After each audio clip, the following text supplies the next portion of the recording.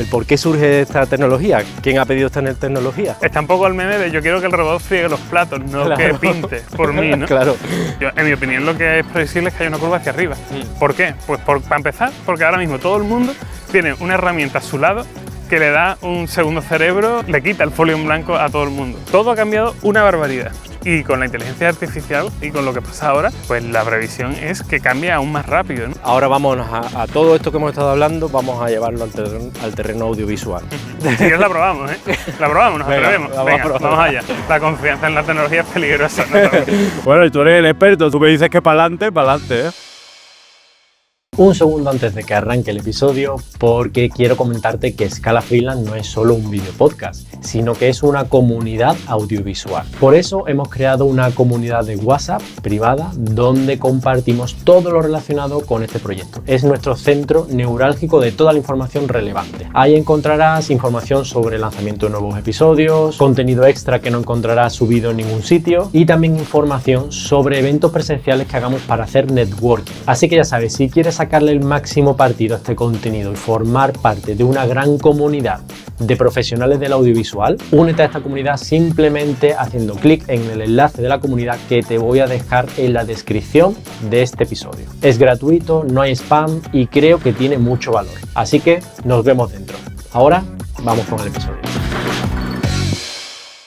Bueno, arrancamos el segundo episodio. Estamos aquí en un pantalán en el río Guadalquivir. Seguimos con Hilario Abad y bueno, quería empezar desde aquí el segundo episodio porque la verdad que es muy bonita las vistas que tenemos. Tenemos aquí de fondo toda esta parte de la Torre Pelli, toda esta parte de la Expo. Eso juraría que es el río, o sea, el puente de Triana, ¿puede ser ese? No, ese es el puente del Cristo de la Aspiración. El de Triana, el siguiente, sí, juraría, ¿no? Exacto. Y bueno, allí al fondo tenéis el puente de la Barqueta y tal, o sea, esta es una zona bastante emblemática de Sevilla y parece que el tiempo nos respetó en el primer episodio y parece que de momento en el segundo también, de hecho incluso estamos teniendo hasta calor. Sí, hace calor, nos hemos quitado una capa y... Bueno, arrancamos aquí esta segunda parte donde vamos a hablar más sobre la industria y sobre el presente y el futuro del sector y arrancamos los 5.000 pasos y la hora. Bueno, Hilario, vamos a hablar sobre lo que es la IA en el sector audiovisual. Bien. Esto ha sido como una tecnología que ha llegado, que es como un elefante en una cacharrería, ¿no? Creo que no se puede ignorar que esto acaba de llegar y que ha reventado la forma en la que teníamos hasta ahora los modelos de trabajo. Y me gustaría, antes de empezar esta entrevista, estábamos comentando un poco por qué surge esto, porque yo decía, esto no lo ha pedido nadie, ¿no? Y tú me decías, bueno, yo te puedo contar un poco el por qué surge esto, ¿no? Claro. Y me interesa mucho eso, el por qué surge esta tecnología, quién ha pedido esta tecnología. Es una cosa que creo que ha sucedido de forma muy natural en realidad, aunque ahora mismo podemos decir, pero vamos a ver, ¿por qué de pronto hay un modelo de inteligencia artificial que se dedica a hacer lo que yo hago en mi trabajo? Claro, si yo, Hilario, quiero la inteligencia artificial para que me haga las tareas que no quiero hacer, claro, como las tareas domésticas, no sé. Exacto, no está un poco... No me quites el trabajo, ¿no? Está un poco al meme de yo quiero que el robot friegue los platos, no claro. que pinte por mí, ¿no? Claro. Pero claro, todo viene de un ámbito científico al final, que está muy alejado de nuestro mundo como creativos, y hay que entender bien cómo ha ido sucediendo para darle lógica, ¿no? ¿Vamos por ahí? Sí. Entonces, antes de tener lo que conocemos hoy en día como IA generativa, que es esta IA que te hace lo mismo un cuadro que una canción, teníamos IA que clasificaba. Todo viene del mundo de la clasificación. Porque al final nosotros, en el terreno del Deep Learning, que es el que realmente ha generado todo esto, que es una parcela de la inteligencia artificial, porque al final inteligencia artificial es un concepto súper amplio, que es cualquier emulación, ¿no? Que estamos por súper simplificarlo. Lo que realmente ha cambiado todo son el Deep Learning y las redes neuronales, ¿no? Y entonces son algoritmos que al final servían para clasificar. Entonces imaginemos que nosotros, por ejemplo, imaginemos que estamos en un puesto de observación de la biosfera y queremos saber cómo va la población de tal especie y la de tal otra. Y entonces queremos hacer un sistema automático para que vaya contando, vamos a pensar en patos y flamencos, ¿vale? Por simplificarlo. Bueno, pues necesitamos que el algoritmo que trabaje con la información que le llegue por las cámaras que tenemos en nuestro observatorio sepa distinguir entre patos y flamencos. ¿Cómo lo hacemos? Pues simplificándolo mucho, alimentamos un algoritmo con un montón de fotos de patos y un montón de fotos de flamencos, hasta que llegue el punto en el que, dado un patrón de píxeles, el modelo sea capaz de decir o pato o flamenco. Venimos de un poco de ese mundo, Vale. de tareas mucho más concretas, ya digo, en el ámbito de la clasificación, de distinguir, no sé, el reconocimiento facial, ¿no? Por ejemplo, que nos hacen los teléfonos móviles, va un poco de eso, de reconocer el patrón de nuestra cara, etc.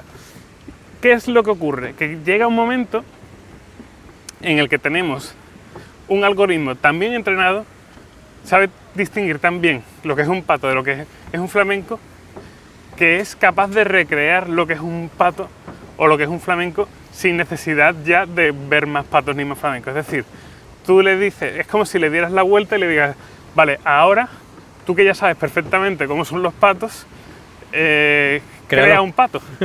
Y realmente, Claro. simplemente a través de las anotaciones que ha ido anotando de cómo son los patos, es capaz de recrearlo. Así es como funciona. Por eso muchas veces decimos que al final todo esto de la generación de imágenes, por ejemplo, es más parecido a cómo lo hace un humano que a lo que podríamos imaginarnos de un motor de búsqueda o de seleccionar un patrón de aquí y otro de allá. No hace un trabajo de matchmaking, es un trabajo de he aprendido a extraer conceptos y ahora puedo reproducirlos. Que básicamente es lo que hacemos nosotros. Exacto. ¿Qué es lo que ocurre? Que cuando esto va saliendo del ámbito académico, de pronto tiene un montón de casos de uso en el mundo de la comunicación y ahí es cuando empieza a interferir, ¿no? Con nuestras labores. Pero esto tenía como un montón de funciones previas en la época de la mera clasificación y ahora eso se ha transformado en que también hay un poder generativo. No solamente eso, sino que tú ahora puedes crear un pato flamenco. Es decir, Te mezcla ya los claro, conceptos. te hace un concepto, te lo mezcla y Porque es una realidad sabe, nueva, le ¿no? has dicho qué es un pato, qué es un flamenco. Exactamente. Y dice, bueno, pues fusionamos ambos dos, ¿no? Exactamente. Que en verdad realmente es una cosa que nosotros igual hacemos cuando somos pequeños, nos enseñan qué es un pato, quizás lo podemos observar empíricamente nosotros, tal, y aprendemos luego a si es un pato. Ya está, hemos establecido que pato, la palabra pato, corresponde a ese animal que tiene esa forma, etcétera. Y luego un flamenco pues tiene la otra forma. Y nosotros mismos, cuando tenemos que interpretar ambos dos, pues podemos hacer esa fusión, ¿no? Básicamente es una simulación del pensamiento de cómo los humanos, ¿no? O sea, desde luego nosotros tenemos sistemas súper complejos, muy difíciles también de conocer en profundidad y nos falta mucho conocimiento, ¿no? Todavía de cómo funciona pues toda nuestra actividad mental y todo esto. Pero al menos la analogía sí que la podemos hacer, ¿no? Aunque funcione de forma que tampoco tenga tantísimo que ver, al menos a nivel conceptual sí que podemos hacer mucho la extrapolación. Y yo creo que es útil porque nos ayuda mucho a orientar el trato que tenemos con la inteligencia artificial de una forma mucho más aproximada a lo que nos va a dar mayor usabilidad.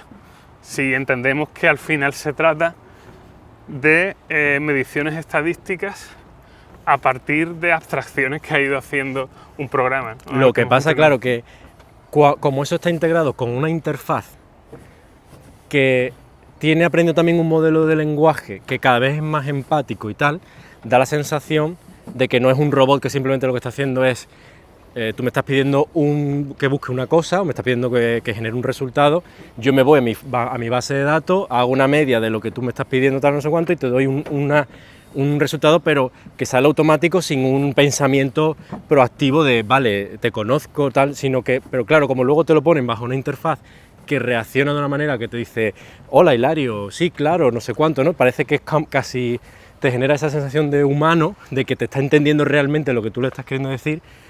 yo creo que ahí se genera también un poco de ese miedo de, hostias, esto... Cuidado, porque puede confundir, o sea, llega un momento que la línea esa entre una máquina y no lo es. A mí, por ejemplo, hubo un caso, y esto hablo de hace ya años, no me quiero imaginar ahora, estaba en un centro comercial, la parte esta de los iPhone y todo eso, y vino una niña pequeña y le dio al botón del iPhone, tendría yo que sé, 4 o 5 años, y le dijo, hola Siri, no sé cuánto. Entonces Siri contestaba, ¿no? Y empezó la niña a tener una conversación con Siri como si fuera una amiga más de la que va, con la que va al colegio. Y más o menos, mira que Siri en aquel momento, y Siri quizás no sea la inteligencia más, el asistente más inteligente y tal, pero sí que me hizo pensar de, uy, esto puede... De repente puede haber niños que su mejor amigo sea ChatGPT, ¿entiendes? No sé. Sí. Y se establezcan relaciones ahí casi personales, ¿no? Con un robot al que le puedes contar todas tus preocupaciones, que no te juzga, que, ¿no? Que...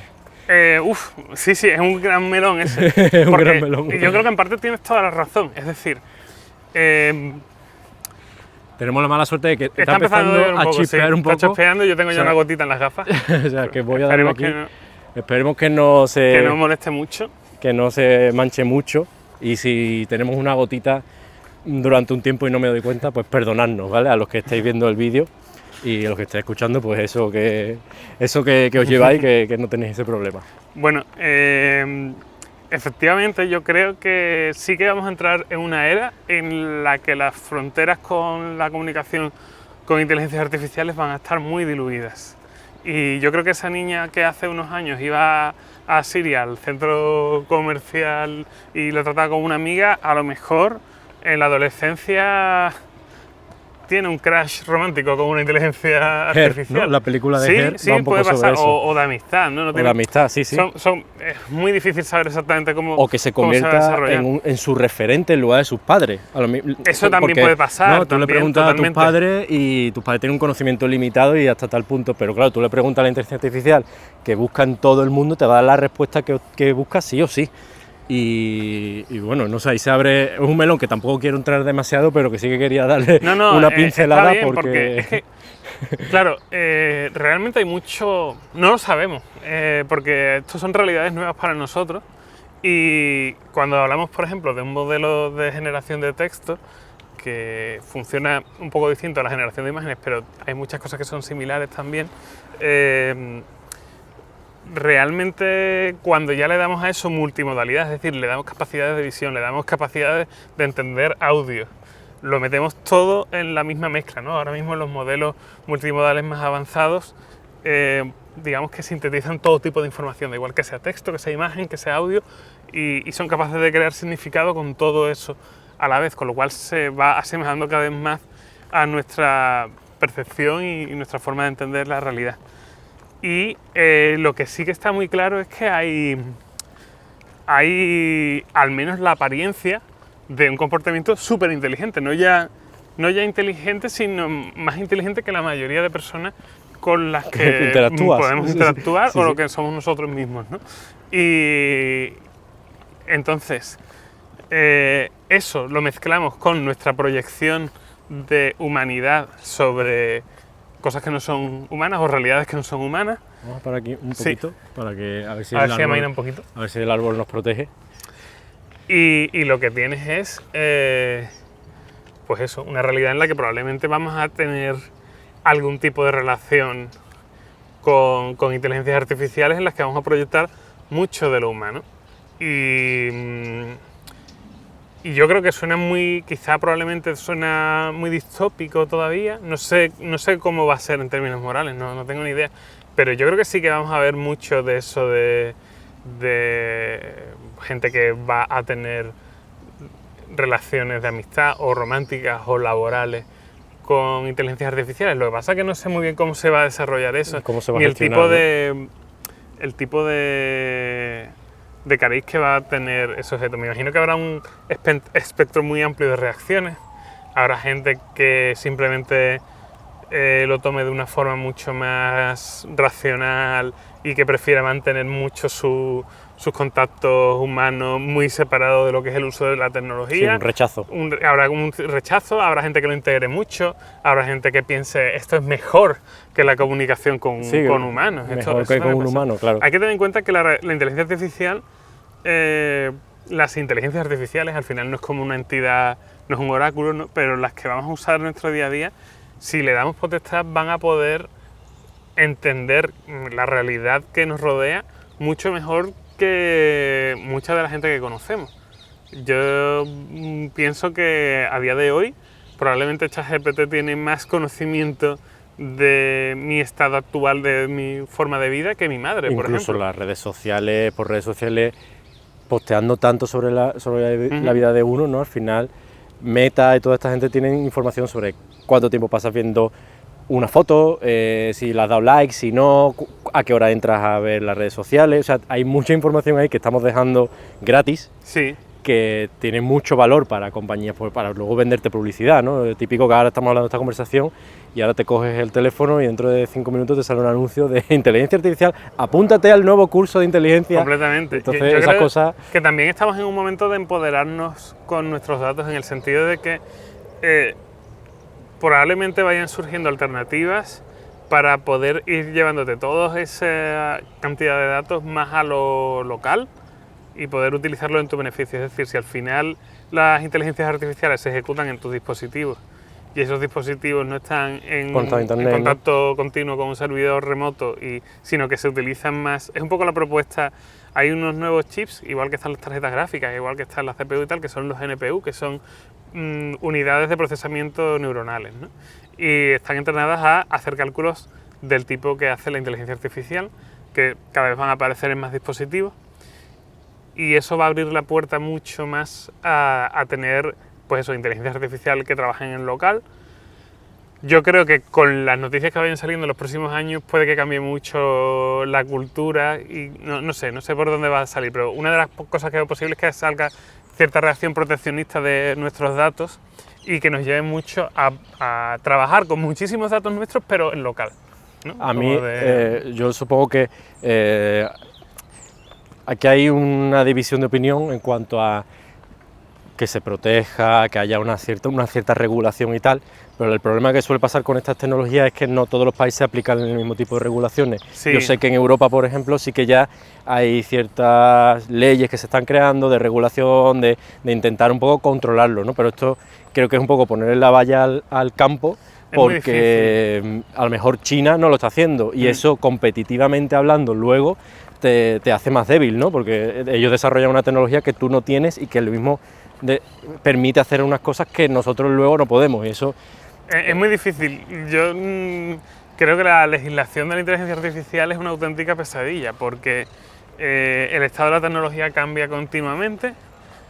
No solamente es que cambie, sino que ocurren cosas que hace unos meses ni te planteabas que se pudieran hacer o que pudieran ser una realidad.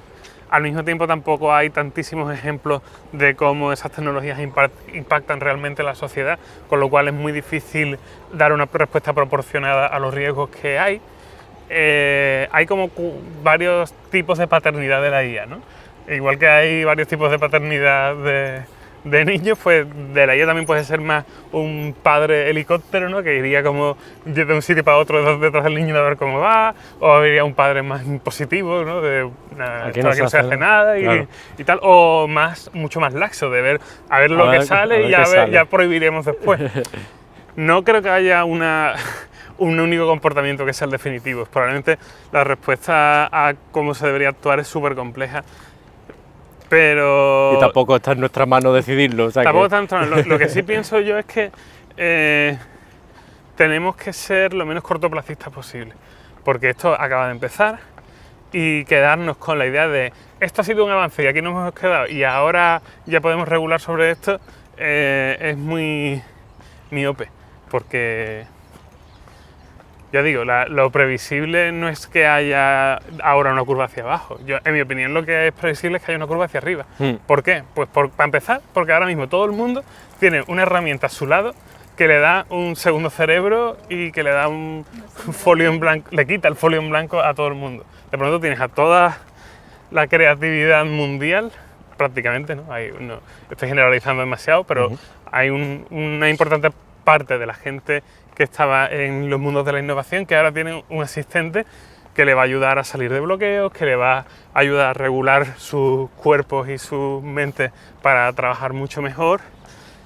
Aquí, es que duplicas de pronto la capacidad de procesamiento del mundo, de las mentes más brillantes del mundo. Yo aquí estuve en su momento escuchando un podcast sobre esto también, porque es una cosa que me interesa bastante, y decían que, claro, aquí quien adopte la tecnología, la IA, en su día a día y tal, frente a quien no, ya un poco así divagando y llevándolo un poco al extremo, es como el paso entre el mono y el hombre, ¿no?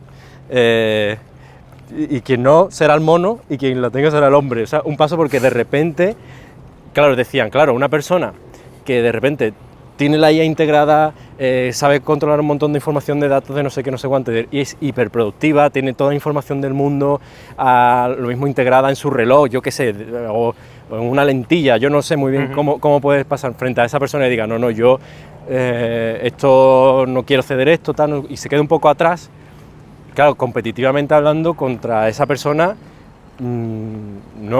tienes todas las de perder, porque esa persona es mucho más rápida, mucho más inteligente, tiene todo el acceso a la información al instante, claro, ahí se puede generar una brecha muy tocha, ¿no? Fíjate que el mayor problema que tenemos con la inteligencia artificial es que nuestros cuerpos no están preparados para este ritmo de desarrollo tecnológico. Y tenemos en nuestra epigenética, tenemos muchas cosas que nos llevan a soluciones de procesamiento de la realidad que son contrarias al cariz que está tomando todo, porque, por ejemplo, tenemos un sesgo de normalidad, ¿no? Que es esto de... es el hecho de que, por ejemplo, nuestros padres, la generación de nuestros padres, han vivido una serie de transformaciones brutales, nacieron en una dictadura, han vivido la llegada de la televisión en color a los hogares, han vivido los ordenadores, la llegada del hombre a la luna, han vivido que de pronto... un desarrollo brutal de todo, del comercio, la globalización. España, la globalización, abrirse al mundo occidental en el que estamos, de pronto una llegada masiva de los teléfonos móviles, de internet... Sí, de las redes sociales. De que ahora mismo nosotros podamos estar haciendo este podcast aquí con dos micrófonos inalámbricos y una cámara 360 y que esto luego lo vaya a poder ver y escuchar gente de todo el mundo si quiere, es una auténtica locura, la verdad. Si lo piensas, una persona en 1980 piensa en esto y dice, pero eso es ciencia ficción, ¿no? Claro, y también en cambio en las relaciones humanas, en cómo se percibe... pues eso, lo que es el concepto de familia, el concepto de trabajo, todo, ha cambiado todo muchísimo. Sin embargo, yo creo que si yo me pongo a hablar con amigos de mi padre, su percepción va a ser que todo está más o menos igual. Sí, como que te acostumbras, normalizas la situación muy rápido, ¿no? Sí, y que tu cerebro lo que te dice es, esto es igual que siempre. Que toda la vida ha sido así. Y nosotros vivimos con ese sesgo también. Pero es un sesgo y es mentira, es decir, todo ha cambiado una barbaridad. Y con la inteligencia artificial y con lo que pasa ahora, pues la previsión es que cambie aún más rápido, ¿no? Ya prácticamente hemos normalizado que existe ChatGPT y que le puedes preguntar lo que quieras y que... Exacto, entonces en mi opinión la brecha esta que se puede crear no es tanto una brecha digital, o sea, para mí no tiene tanto que ver con lo que fue la adopción de los ordenadores, de que ahora la gente tenía que aprender mecanografía, tenía que aprender a utilizar un ratón y tal. Vamos a asomarnos por el pantalón. Vale.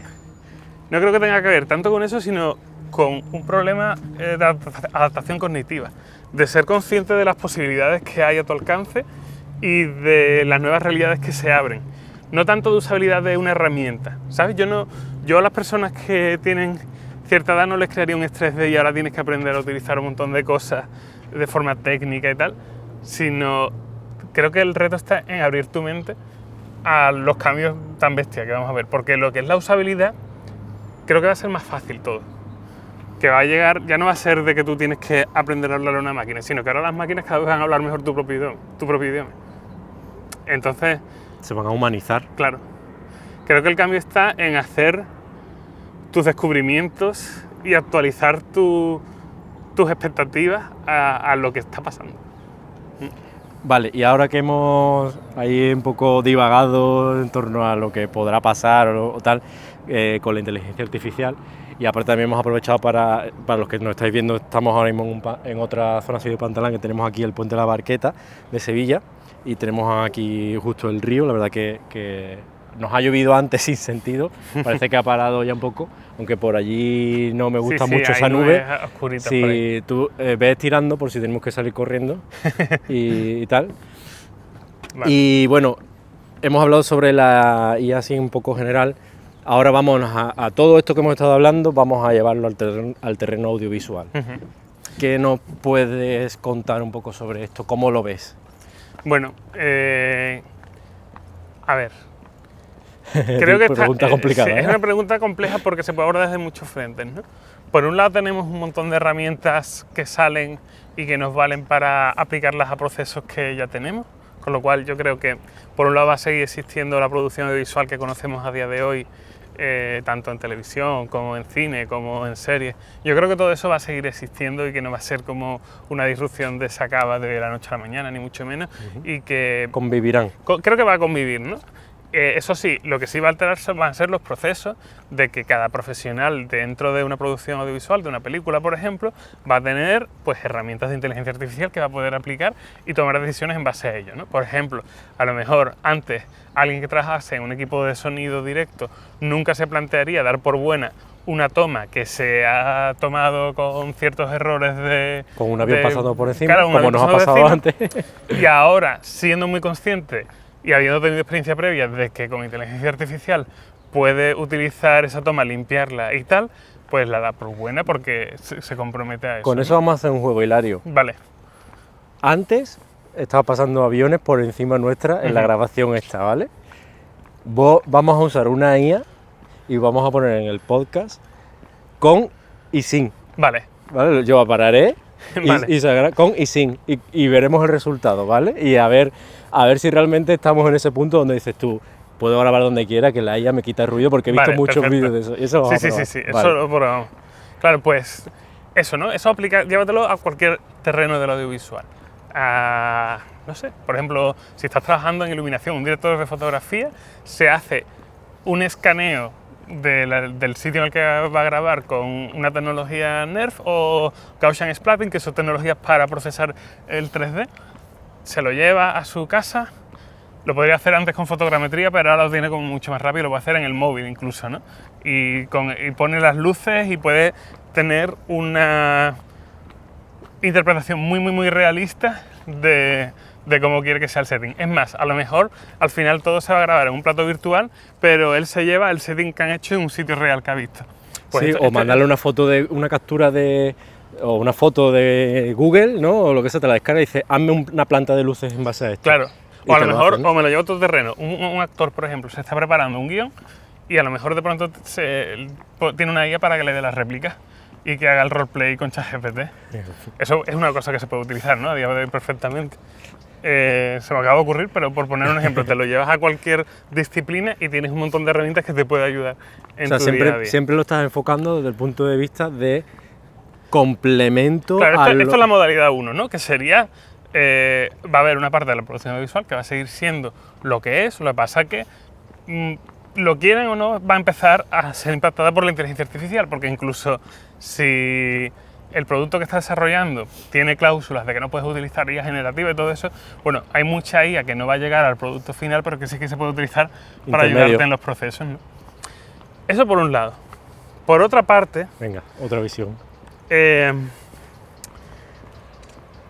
Yo creo que va a haber una segunda modalidad que va a ser de equipos muy pequeños, muy reducidos, que van a intentar competir con equipos muy grandes, ¿vale? O sea, que el presupuesto claro, probablemente disminuya de la producción. Sí. O sea, estoy hablando de que tú a lo mejor te unes con 5, 6, 7 amigos con un guión todo lo ambicioso que tú quieras y con los personajes que sean No hay los límite. que sean, y de pronto te marcas El Señor de los Anillos. Eso, o sea, simplemente financiando bien a ese equipo, ¿no? No digo que esa gente no tenga un buen salario para crear, que será completamente necesario, pero de pronto con las herramientas que tienes y con un correcto expertise y manejo, de pronto se pueden hacer creaciones muy impactantes con equipos pequeños.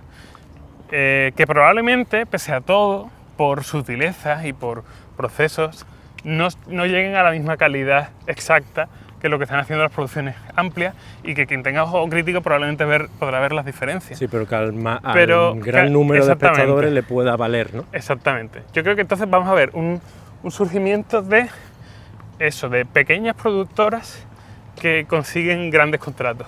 Eso lo veo, ¿no? Y eso que... Bueno, eso es muy positivo. Sí, por supuesto, porque abre la oportunidad, por ejemplo, a que el dinero no sea un limitante Exactamente.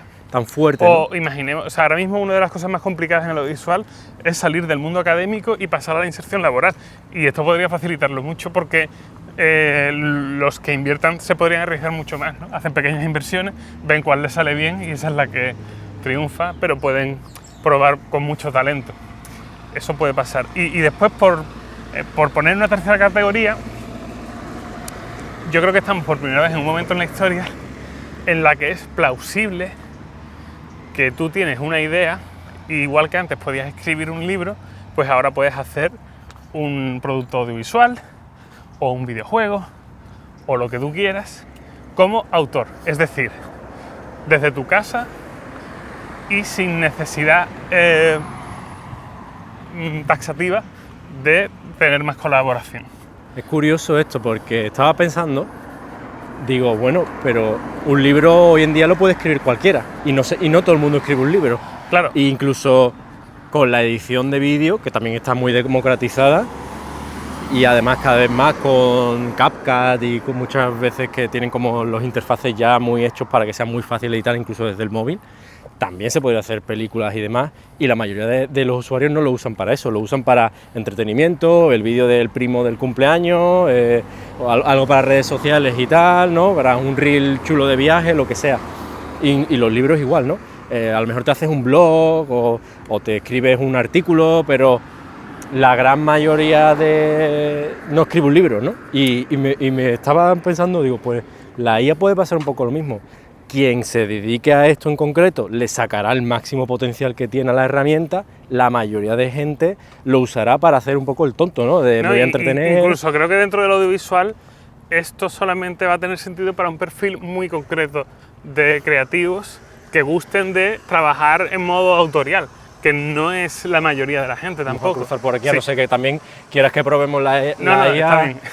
La idea de eliminación de ruido, si quieres la probamos, ¿eh? La probamos, nos Venga, atrevemos. vamos a Venga, probarla. vamos allá. Vamos a probar, vamos a pasar al lado De un cortacésped. de una máquina de cortar ramas, a ver qué tal va. Arriesgando a la toma al máximo. Bueno, la confianza en la tecnología es peligrosa, ¿no? Bueno, tú eres Pero- el experto, tú me dices que para adelante, ¿eh? Venga, Además, una moto. mira, hay una moto, vamos. tal, esto lo vamos a probar. Yo no sé qué inteligencia artificial vas a utilizar, pero una de las más potentes, que es la de Adobe Podcast, el único problemita que tiene es que ha sido entrenada con voces en inglés. Puedo cruzar por aquí, a no ser que también quieras que probemos la IA. La idea de eliminación de ruido, tío, la probamos, ¿eh? La probamos, nos atrevemos. Vamos allá. Vamos a probar, vamos a pasar al lado De un cortacésped. de una máquina de cortar ramas, a ver qué tal va. Arriesgando a la toma al máximo. Bueno, la confianza en la tecnología es peligrosa, ¿no? Bueno, y tú eres el experto, tú me dices que para adelante, ¿eh? Venga, vamos, La moto, vale. esto lo vamos a probar.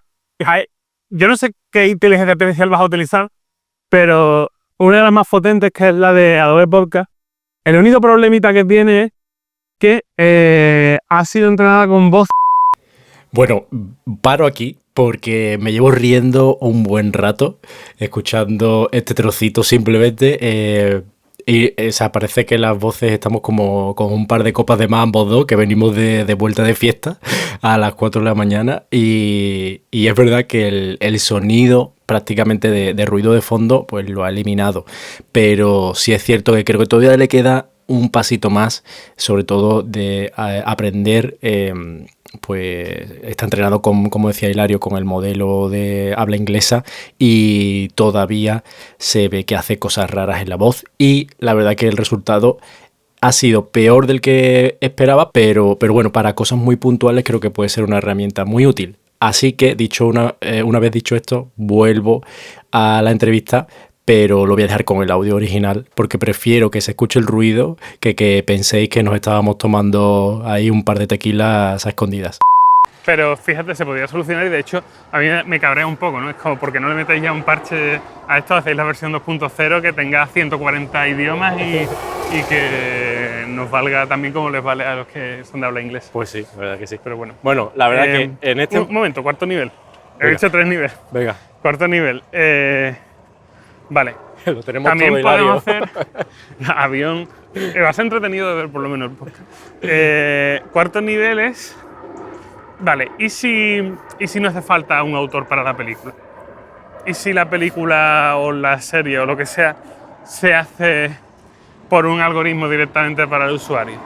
Pues yo pienso que también va a llegar eso. Es que de hecho hay una plataforma ya, que es rollo Netflix, de contenido solo con IA. Es decir, hazme padre de familia, pero con esto, y se analiza la serie y te hace una versión que tú quieres. Es decir, pero que no pase esto en el episodio, sino que pase esto, y se la inventa y la crea. Y sobre eso estaba viendo que hay una plataforma que están creando... Pues, Showrunner, ¿estás hablando? ¿Puede ser? no sé si se llama Showrunner, la verdad que no sé cómo se llama, pero o de repente, oye, pues qué putada que en Los Serranos al final no sé qué, no sé cuánto, no me gusta el final, vamos a cambiarlo, ¿no? O darle una vuelta. Y, a ver, todo supongo que será de momento muy en fase experimental, pero que si eso ya está ahí, no descarto que todo, o sea, que se pueda generar de repente gente que con prompt, con tal, que generan historias que la IA automáticamente genera toda la parte visual, sonora, tal, no sé cuánto, y la gente lo consuma como contenido igual que de válido que cualquier otro. Yo pienso que eso va a ocurrir y que es que no estamos ni siquiera estamos lejos de eso. Y teniendo en cuenta también los meses de emisión entre que grabamos y esto se puede ver, probablemente incluso está más asentada o más sobre la palestra la idea. Además, ese concepto me encanta porque a saber quién nos está escuchando ahora mismo, en qué año está. Sí, verdad, eso será curioso. Y que diga, mira, estos dos hablando de esto, no tienen ni idea de lo que realmente está pasando. La verdad es que sí. No sé, yo imagino que no solamente tiene por qué ser algo intencional tuyo, sino que si lo que quieres es consumir un contenido simplemente porque tienes tiempo para hacerlo y quieres ver algo agradable o algo así, es que a lo mejor podemos combinar, digamos, patrones de medición de cómo están tus niveles emocionales y de lo que te pida el cuerpo realmente en ese momento para crear contenido apropiado a eso.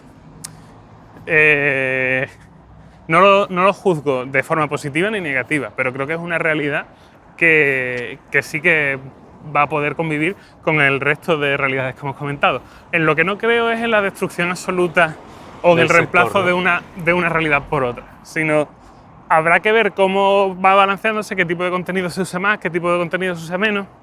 Pero, por ejemplo, cuando salieron las gafas de realidad virtual de la ola de 2012, 2011, o sea, 2013, 14...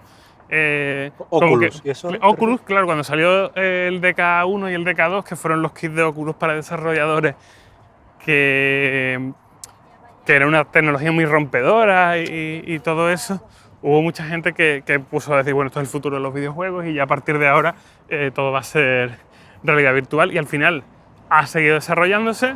Es mucho mejor lo que tenemos ahora que lo que teníamos entonces, pero es un producto de nicho aún, que es verdad que va ganando adeptos, pero eso, son como productos que se van equilibrando en un mostrador donde hay muchas cosas y vas eligiendo, ¿no? Y yo creo que eso es lo que va a pasar. Entonces, creo que va a existir todo, que todo va a convivir y que el cómo va a ir conviviendo va a ser orgánico y vamos a poder adaptarnos socialmente, porque es que nosotros vamos a moldear esa demanda.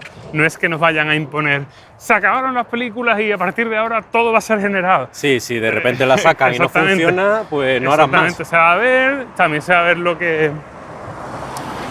que funcione bien, los creativos se van a ir orientando a un sector u otro según funcione, porque incluso para las cosas completamente automáticas, yo me imagino que en cómo se hacen los diseños de ese tipo de experiencias y tal, va a hacer falta al menos observadores humanos, ¿no?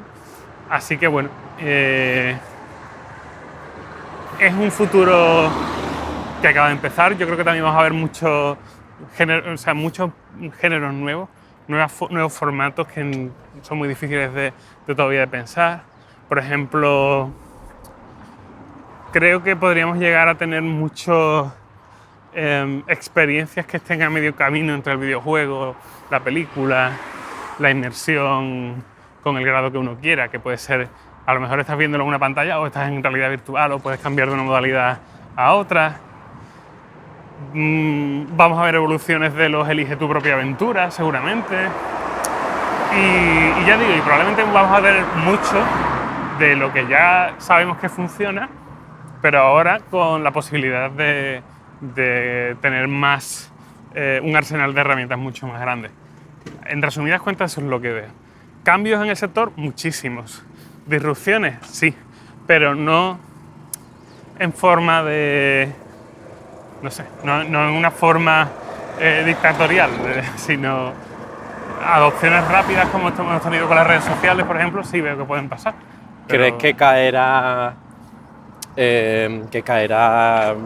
departamentos enteros del sector?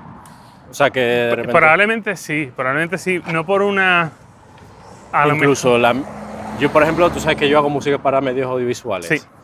Y tú además eres músico también, como has tenido tus pinitos en la música, te gusta, es una cosa que te entretiene, que te gusta creativamente. ¿Crees que Mira, llegará el momento que digas, ¿para qué voy a contratar a alguien si lo puedo hacer con un prompt? creo que la disrupción en el mundo musical más grande ya ha ocurrido. Es decir, creo que los empleos de la música, si nos ponemos en cómo era la vida hace 100 años, el mayor corte de personal en procesos musicales ya ha ocurrido. Porque si estuviéramos trabajando en música en 1920, estaríamos trabajando con una orquesta sinfónica y ya es muy difícil encontrar una producción audiovisual en la que se cuenta con un elenco de artistas grandes. De hecho, muchas veces... por aquí para no sí, estupendo. estar por la... Muchas veces es una sola persona la que se encarga de musicalizar una pieza musical, o puntualmente se llama a un instrumento o a X instrumentos a grabar las cuerdas o a grabar lo que sea. Con lo cual, no creo que la disrupción vaya a ser tan significativa como lo ha sido antes. Lo que sí es cierto es que mucho trabajo que... Es que no creo que haya tanta diferencia, porque fíjate, ahora mismo tenemos las librerías. Las librerías yo creo que se llevan el mismo trabajo que se va a llevar la inteligencia artificial en el mundo de la música que ahora, no por nada, sino porque a no ser que tú quieras una cosa muy pensada y específica, no contratas a una persona. Claro. A día de hoy. Coges una librería Y tal. Entonces tú ahora mismo podrías hacer eso con la inteligencia artificial también, pero al final ya no por un tema de calidad del producto, sino también de dimensión de la obra y de mentes pensantes detrás. Es decir, ¿se pueden destruir puestos de trabajo? Por supuesto. ¿Habrá gente que recorte por ahí? Seguro. Pero no me parece un sector particularmente amenazado. Creo que todos estamos amenazados por igual y que eso, si quieres, nos sirve para ir siguiendo proyectando. Necesitamos soluciones para ver cómo procesamos los cambios laborales que vamos a vivir. Porque antes comentábamos lo de yo quiero una IA que me limpie los platos, no que cree música. Bueno, con suerte esa IA que te limpie los platos va a llegar también. Y si te limpia los platos también te atienden en el supermercado. Y si te atienden en el supermercado también te corta el pelo. Casi. Bueno, claro, pero cortarte el pelo es más difícil. Pero es importante. Y de hecho, mira, en tu podcast lo escuché. Porque, bueno, estuvimos hablando antes justo de empezar la entrevista Hilario tiene un podcast que yo os recomiendo que le echéis un ojo. No me acuerdo si se llama Ya Verás también el Sí, podcast. sí, la verdad es que son muy pocas ediciones porque fue lo primero que hice. Pero a lo bueno, mejor retomo en algún momento, así él- que a lo mejor cuando salga hay alguno nuevo. No sé. Pues genial. Pues la verdad que yo creo que es una de las recomendaciones que os doy porque también lo veis con perspectiva de ha pasado un par de años Ujú. y podéis ver cómo es la evolución en un par de años de lo que él cuenta en ese momento. O sea que yo creo que es un ejercicio muy interesante. No tienes mucho, tendrás a lo mejor 15, 20, no sé, 10. No, son muy poquitos. o Son, no sé me cuántos parece que son. son 4 o 5 solo los que hay. Porque ya digo, me pasé el formato de vídeo corto y abandonaste ahora este sí que estoy formato. replanteando todo eso y este año probablemente vamos a tener contenidos muy distintos porque eso sí es cierto, yo me quiero dedicar casi por completo al ámbito de la creación de IA, de audiovisual con inteligencia artificial y a su divulgación, con lo cual probablemente apueste por hacer más contenidos para internet y al mismo tiempo estar desarrollando más producto audiovisual, más cortometrajes, series, etc. Y así que bueno. Bueno, seguramente sí ahí que- encontraremos algo, ¿no? Pero sacaba tu podcast a relucir porque tú hablabas de, a ver, todos no nos podemos quedar sin trabajo, algo tienen que inventar para que ellos necesitan que trabajemos, o sea que de alguna Bueno, manera, ¿no? Algo tendrán que Realmente lo que necesitamos es Sí, el salario universal ese claro, que también hablaban, ¿no? necesitamos poder vivir en un mundo en el que la fuerza de trabajo ya no van a ser los humanos, la fuerza de trabajo principal. Es que ese es el cambio de paradigma grande, que de pronto nosotros hemos estado siempre en una rueda en la que tu productividad es lo que garantizaba tu sustento. Pero ahora la productividad que va a mover el mundo, que va a conseguir que la energía llegue a las casas, que el agua sea potable, que tengamos alimentos y todo eso, va a poder desplazarse a cadenas automáticas, en gran parte. Entonces, ¿el valor dónde lo ponemos nosotros? ¿No? Porque si todo va de forma automática, me gusta hacer la analogía con las granjas de Minecraft, que yo, en la época de la pandemia justo, uno de los refugios que tuve fue con unos amigos que todos éramos de mi edad, no había ningún adolescente ni nada, pero nos dijimos, vamos a montarnos un servidor de Minecraft a ver de qué va eso. Y empezamos, en Minecraft puedes crear como es un videojuego, ¿no? Y va de gestión de recursos, entre otras cosas, de supervivencia y gestión de recursos. Y puedes empezar a unir una cosa con otra y de pronto te montas un sistema automático que aprovecha la circunstancia del medio natural para extraer recursos, para que tú puedas tener comida, para hacerte una casa, lo que sea. Y yo creo que algo aproximado vamos a empezar a ver en la realidad en los próximos años y tenemos que crear una sociedad que sería maravilloso si lo enfocamos bien, que pueda hacer la transición a vivir en un mundo en el que nosotros ya no somos necesarios ni valiosos por lo que podemos producir, Sino por lo que aportemos. sino por lo que aportamos como seres en una sociedad desprendida de esa obligación. Que quizás tu energía puedas usarla en ayudar a otras personas Exacto. que a lo mejor tienen movilidad reducida, cuidar a tu familia, que ahora mismo son cosas que realmente son las importantes y que estamos privados de ellas porque necesitamos producir, ¿no? Para generar Exactamente. ese bienestar, ¿no? Exactamente. Eso sería, claro, eso es un mundo un poco ideal. Mira, hay un libro que se llama Mana. Creo que cuesta €1, me parece que cuesta €1, e incluso se puede encontrar gratis directamente. Si lo lees en la página web de su autor, se puede encontrar gratis. No sé si está traducido al español, pero ahora con ChatGPT se puede traducir súper fácil, ¿vale? Si no. Y dura, no sé, creo que en 3 horas se ha leído, como mucho. Tiene pocas páginas, no son muchas páginas. Y es una novela corta que está escrita en los 2000, pero que creo que da mucho en el clavo del tipo de reto que tenemos ahora encima. Porque el subtítulo es algo así como 2 perspectivas del futuro, o 2 perspectivas de la realidad futura, o una cosa así. Pero no son perspectivas opuestas y irreconciliables, sino son cosas que pueden ocurrir simultáneamente en el mundo.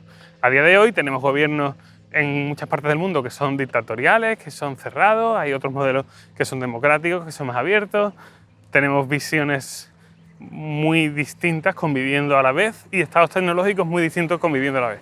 Y eso va a pasar probablemente también conforme vaya surgiendo más capacidades en la inteligencia artificial. Entonces lo que plantea es que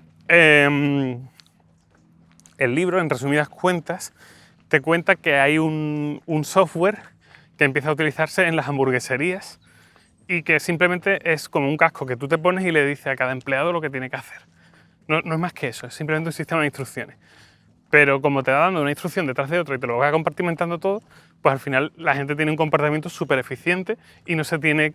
O sea, como que el tiempo que gasta en pensar qué viene a continuación no lo suprime, ¿no? ¿Qué ocurre? Que esto tan eficiente, pero también tan alienante para los trabajadores humanos, en un momento dicen, vale, pues ahora metemos robots y ya no necesitamos a la gente. Entonces los robots se comportan y hacen el trabajo bien, pero de pronto hay un montón de gente que se queda sin trabajo. Y esto sucede a cada vez más alto nivel, ¿no? ¿Qué ocurre? Pues que al final hay un grupo de personas que son los que tienen el poder que son los dueños de esas cadenas de hamburgueserías o de ya cualquier sector, porque eso se empieza a aplicar primero en tiendas de ropa, después en todos los sectores de la sociedad. Hay gente que tiene los medios de producción y gente que antes hacía su trabajo, pero que ahora son robots los que lo hacen. El consumo cae un montón y, claro, la gente que tiene ya esa fuerza de robots puede utilizar los robots para extraer la propia energía que necesitan y para vivir estupendamente sin necesidad de los humanos. Entonces, ¿qué es lo que hacen? Pues que mandan a toda la gente sin empleo al extrarradio, que construyen barrios nuevos, VPOs futuristas, cyberpunk, y los tienen ahí, pues, que molesten lo menos posible, ¿no? Intentan restringir todo lo que pueden. Es una buena distopía con posibilidad de que pase. Exactamente. Y me recuerda un poco a la película de rollo In Time. In Time, no sé si es In Time, es una como que tiene que pasar diferentes anillos. No la he visto, no la he visto. Bueno, hay una película que es exactamente eso. Cuanto más alejados de lo que es el núcleo, más de clase baja eres, y ahí hay como muros que si no tienes tal chivo, tal dinero, tal, no puedes pasar de un sitio a otro, y un poco iba de hecho, ese es como un problema que se lo intentan quitar de en medio y lo que hacen es poner anticonceptivos en la alimentación humanitaria que dan y tal, pues también va con anticonceptivos y cosas así, ¿no? Es como... O sea, pero ahí básicamente estás llevando a que la desigualdad sea mayor, ¿no? Entre claro, aquellos, exactamente. por eso decía yo también un poco lo de antes, de superhumano el humano frente al mono, un poco yo no quiero... ¿sabes? Pero aquí fíjate, aquí tiene más que ver con quién tenía la riqueza previamente. Quien tenía la riqueza previamente es quien consigue llevar esos negocios al éxito simplemente por una cuestión de que tenían el dinero para hacerlo en un sistema con el que vivimos. ¿Qué es lo que ocurre? Que de pronto un día... Estoy contando la novela entera, ¿eh? Lo siento por quien se la quiera... Si te la quieres leer, creo que para en este momento y después te... Bueno, valía €1, te lo está regalando Hilario aquí en el podcast. Lo que ocurre después es que hay un protagonista, ¿vale? Y a este protagonista acuden a buscarlo dos chicas que vienen de un programa llamado el programa Australia, si no recuerdo mal, que básicamente le dicen que su padre había comprado una participación en un programa que se estaba haciendo en Australia que consiste en básicamente adquirir latifundios para explotarlos todos con todo el uso de la inteligencia artificial, con robots y todo eso, pero para que la gente pueda vivir ahí de forma sostenible. Y entonces toda la trama cambia y empiezas a explorar ese mundo del proyecto Australia, que efectivamente está en Australia y que ya abarca prácticamente la totalidad del continente, ¿no? ¿Qué es lo que ha ocurrido allí? Pues que ha habido asociaciones de gente que ha empezado a adquirir latifundios y que cuando ha podido ha ido a través de ONGs, de fundaciones y todo esto, adquiriendo cada vez más espacios, y toda la inteligencia artificial que se desarrolla allí se hace con una serie de principios para que todo sea reutilizable, todo sea sostenible y la gente pueda vivir bien.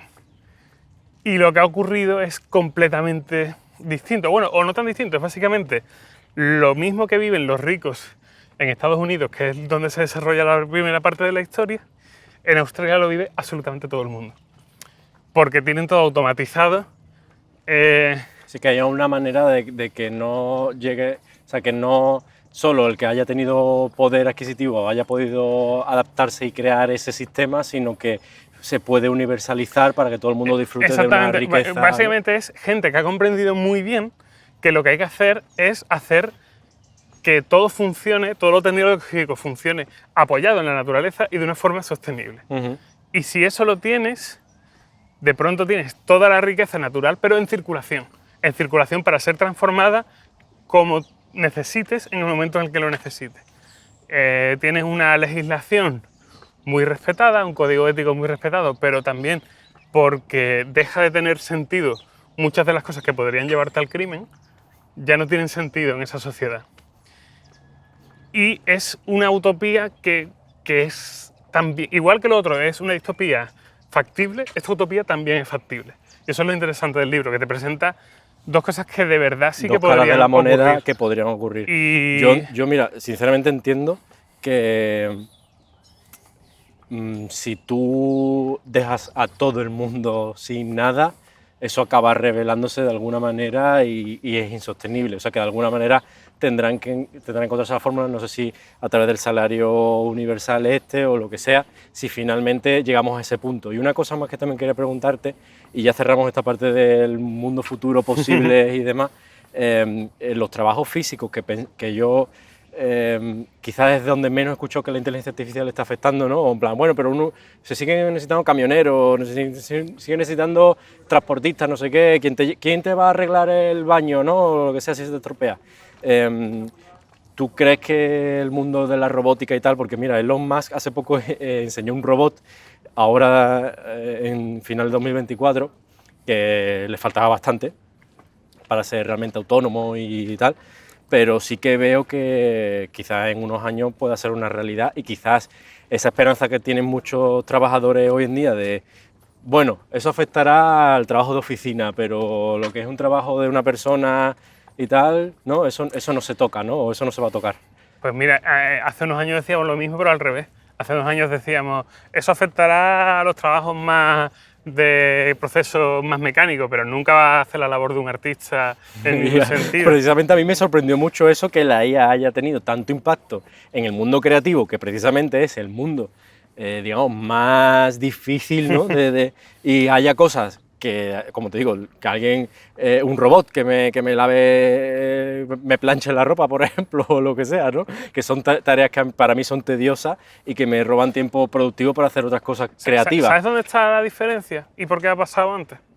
Porque todos los físicos, o sea, todos los procesos mentales son más virtualizables. Es decir, tú lo mental lo puedes trabajar en un entorno aséptico como puede ser un ordenador. Pero cuando tú sales a hacer tareas que afectan al mundo real, tienes que tener en cuenta un montón de leyes de la física que son súper variables y que interactúan entre sí. Y hasta ahora no había buenos métodos para entrenar a robots, porque tú lo entrenabas y después lo sacabas al mundo real y no habías tenido en cuenta que la luz podía cegar una de las cámaras, entonces el robot pierde el equilibrio y se cae. Los coches de Tesla con el sistema autónomo, ¿no? Claro. Que predicen todo muy bien, lo tienen todo muy medido, pero es que los humanos somos impredecibles ante un giro inesperado, o te pongo un intermitente hacia un lado contrario porque me he equivocado, o voy y tal. Y eso, claro, el robot no se le enseñó y de repente tiene un accidente, ¿no? Pues eso ya está solventándose, porque hay como cada vez más vías para ver cómo podemos simular toda esa entropía que tiene el mundo real en un entorno... o sea, era un problema que teníamos, pero que cada vez es menos problema.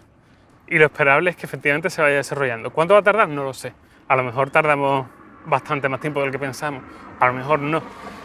Pero que es una tendencia está muy claro. Y por ejemplo, hablabas de la conducción autónoma.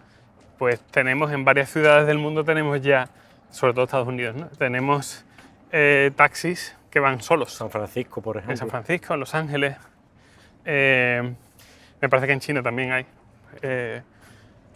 Y esto, más ciencia ficción que esto de los coches andando solos, como esa es nuestra imagen de la ciencia ficción, ¿no? De toda la vida. Sí, sí, sí, falta que vuelen, que ya es como ya el siguiente nivel, ¿no?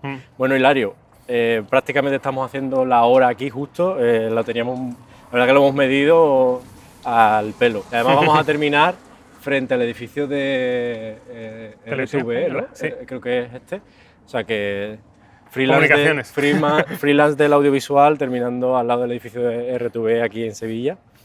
Y yo creo que más simbología no puede, no puede darse. Importante, y el tema de salir a la naturaleza, que también creo que tiene que ser una tendencia cada vez Sí. mayor, ¿eh? Que Y precisamente, mira, estos vídeos se graban en 360 grados, donde yo ahora mismo lo saco en 4K con una sola óptica, pero todo queda grabado en 360, y en algún punto incluso pensé que si la realidad virtual se desarrolla un poco más, habrá gente que podrá estar ahí en esa cámara dando vueltas, pudiendo Mira, es más, pasear y viendo el entorno, ¿sabes? Y viendo el suelo, viendo el cielo. no sé si habrá salido para cuando salga el podcast, pero anunciado está a fechas de finales de 2024 que una de las inteligencias artificiales que tenemos en audiovisual que van a ser probablemente más útiles se llama Wonder Dynamics, y básicamente tú le das un vídeo grabado como el que estamos haciendo nosotros en 2D, y te crea eso pero en 3 dimensiones, de forma que tú exportas, o sea, integras, de pronto metes el vídeo en un entorno 3D